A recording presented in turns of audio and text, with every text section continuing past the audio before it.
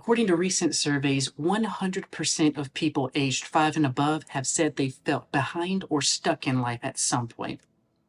Okay, so I can't actually back that stat up, but I am pretty confident in saying that this is something that everybody in life has faced at some point or another, regardless of your age. Now, you've probably heard phrases like life isn't a competition or just be the best you that you can be. And while those statements are absolutely true, it doesn't exactly make things easier. And social media, while it definitely has its upsides, doesn't exactly help with this.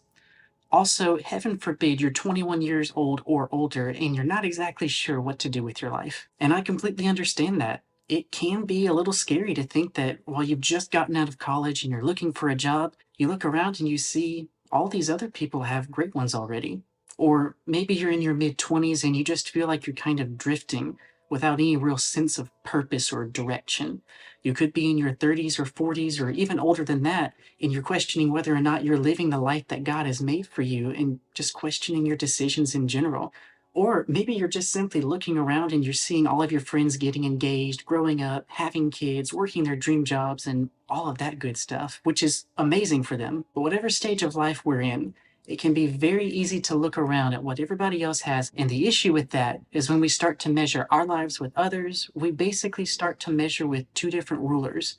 And that opens up the door to depression, unproductiveness, if that's even a word, anxiety, stress, and so much more. And not only that, but whenever we start to compare our lives, we only ever compare others' best moments with our best and worst. So it's never going to be an accurate comparison. God doesn't call us to play catch up with other people. And when we try to speed up or slow down God's timing, we'll quickly have feelings of being fake and empty as we try to take over His job, even if we don't mean to. God has a very specific timeline for all of us, and it's not our job to try to figure that out.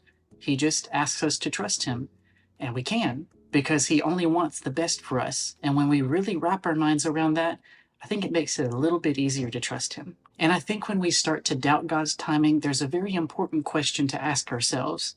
Where are our roots? In his letter to the Colossians, the Apostle Paul wrote that we should work to be rooted and built up in Jesus, not in our achievements or goals or plans or anything like that, which are all great, but we shouldn't find our identity or base our value in those, or in others' achievements either. The only way to really be content is to make our lives firmly planted in Him and in His will and timing for our lives. Think of God as a painter, painting this beautiful picture, your life, on a fresh canvas. You. It wouldn't be good to judge that artist's work based on the few brush strokes or layers that they've already done, because you can't really see the direction that that artist is trying to take that picture.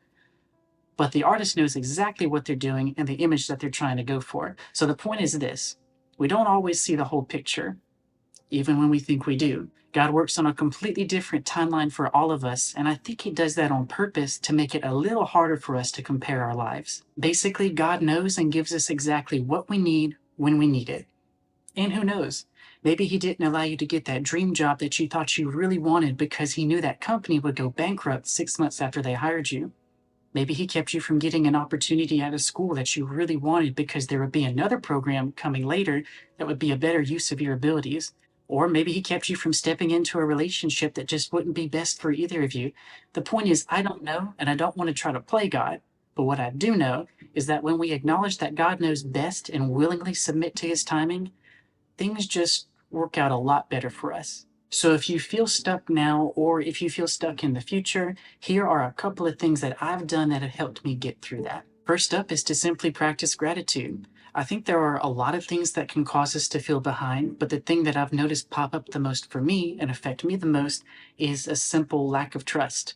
I like to have control of things, not overly controlling, but I do like to know when and how things happen. So the best way that I've found to fight against getting discouraged by what you don't know is to be grateful for what you do know. I cannot emphasize enough just how important it is to keep the things that God has already done for us at the front of our minds. So do whatever you need to do to make sure you can do that. Whether you keep a journal or write down sticky notes and put them on your mirror or in your car, anything that will help you keep His faithfulness at the front of your mind. Secondly, be diligent. You may not be married yet or even dating or interested in anyone yet, but that doesn't mean that you can't be reading books or listening to good podcasts about how to be a better future spouse or a better person just in general. Or you may not even own your own company yet, but you want to in the future. Right now, you can still learn how to communicate better, how to lead better, how to build relationships better, all important aspects of leading a company well. The point is, don't let where you're at now stop you from doing the things that'll help you get to where you want to go. That was a big mouthful. Colossians chapter 3 verse 23 says that we should give our absolute best for God in everything that we do. Now, that doesn't exactly mean that we have to be oozing with joy to do something that we're not particularly excited about, but keeping a good attitude through it all does help us remember to be grateful for the season that we're in. And Paul backs this up in Philippians chapter 2 when he says that we should be doing things without grumbling or complaining, which I'm going to be honest, that's kind of hard to do sometimes. It's important for us to be content, not complacent. But that's something for another video. So even though you may not be exactly where you want or where you thought you would be by this time in your life, or maybe your future is just a little unclear, just know that with every step that you take with God, it does get a little clearer. You just have to take those small steps every day and be patient.